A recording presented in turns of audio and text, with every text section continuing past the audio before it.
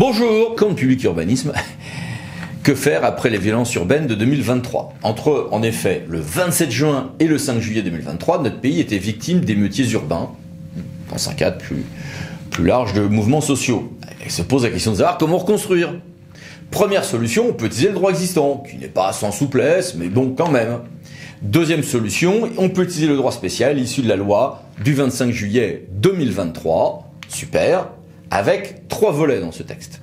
La commande publique, qui a donné lieu suite à une ordonnance dès le 26 juillet 2023, quelques ajustements en urbanisme avec des souplesses qui, elles, viennent d'une ordonnance du 13 septembre 2023, et même jour, 13 septembre 2023, une autre ordonnance sur les questions financières. Sur les questions financières, retenons 3 grandes souplesses, le FCTVA l'année même des dépenses, le maître d'ouvrage qui peut financer même moins de 20% du projet, voire 0% s'il y a un financement à 100% donc, et un assouplissement des règles forts, des règles de fonds de concours entre communes, EPCI et fiscalité propre. Sur tout ceci, ces questions financières, donc l'ordonnance du 13 septembre, voici quelques détails qui s'affichent à l'écran.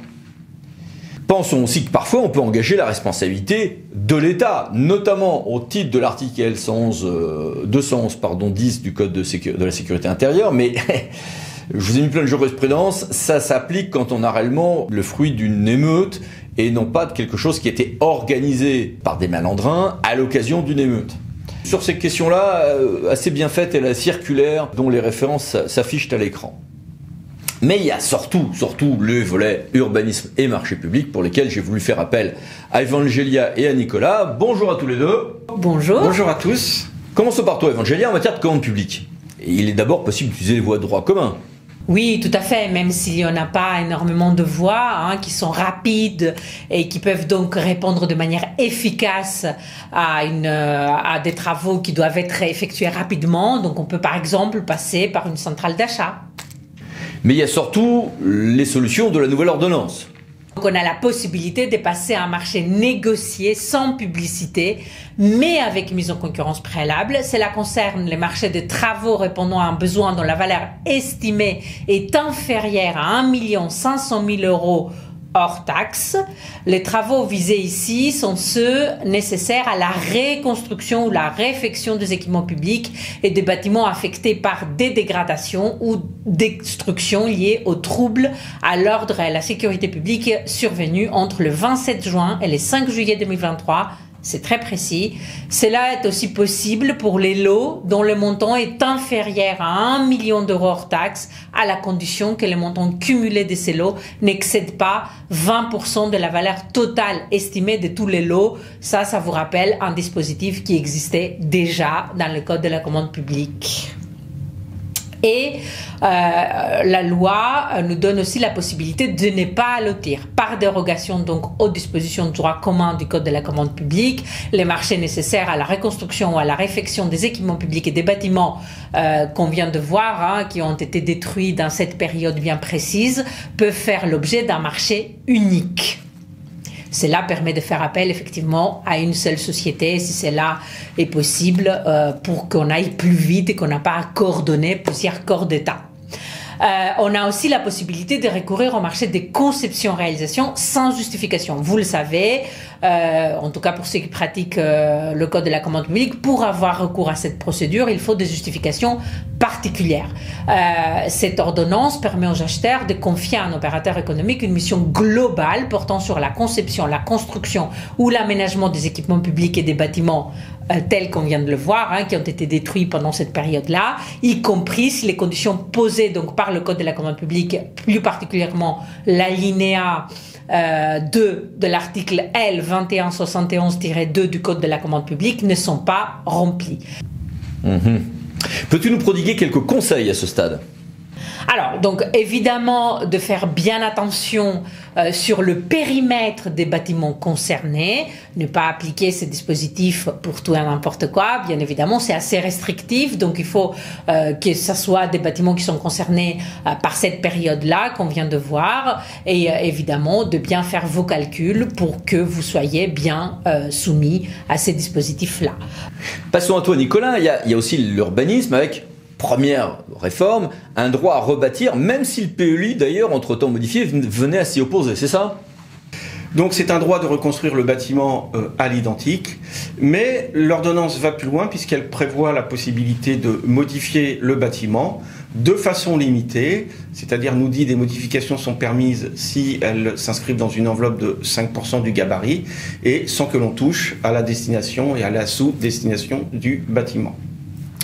Et l'ordonnance va plus loin puisque si les travaux de reconstruction poursuivent des objectifs de performance énergétique ou tendant à améliorer l'accessibilité ou la sécurité du bâtiment, dans ce cas-là, ce seuil de 5% pourra même être dépassé et le bâtiment pourra être modifié de façon encore plus importante.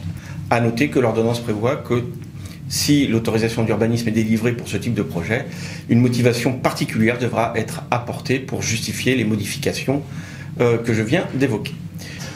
Autre réforme induite par l'ordonnance, la loi puis l'ordonnance, certains travaux pourront démarrer dès le dépôt de la demande d'autorisation avec des mesures de publicité adaptées. Les travaux qui peuvent ainsi être exécutés de façon anticipée sont les travaux de démolition du bâtiment, de terrassement ou la réalisation des fondations. Ces catégories de travaux pourront, eux, donc démarrer alors même que l'autorisation n'est pas délivrée. Dans ce cas-là, en contrepartie de ce droit qui est accordé, il y a des exigences, l'ordonnance pose des exigences de publicité de la demande d'autorisation qui a été faite, puisque le maire devra publier cette demande d'autorisation par un affichage en mairie, voire sur le site internet de la commune. Et le pétitionnaire, lui, devra afficher le récépissé de sa demande d'autorisation sur le terrain, même si l'ordonnance ne prévoit pas de sanctions si ces formalités ne sont pas respectées.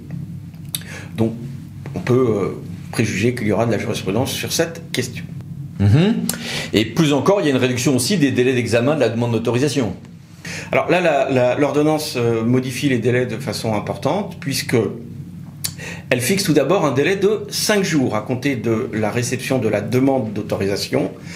Les services instructeurs devront réagir dans un délai de 5 jours pour demander des pièces qui manqueraient dans le dossier. Donc une demande de pièces complémentaires devra être formulée dans ce délai de 5 jours, ou bien pour saisir les organismes qui doivent émettre un avis ou voire délivrer une autorisation sur le projet, par exemple l'architecte des bâtiments de France.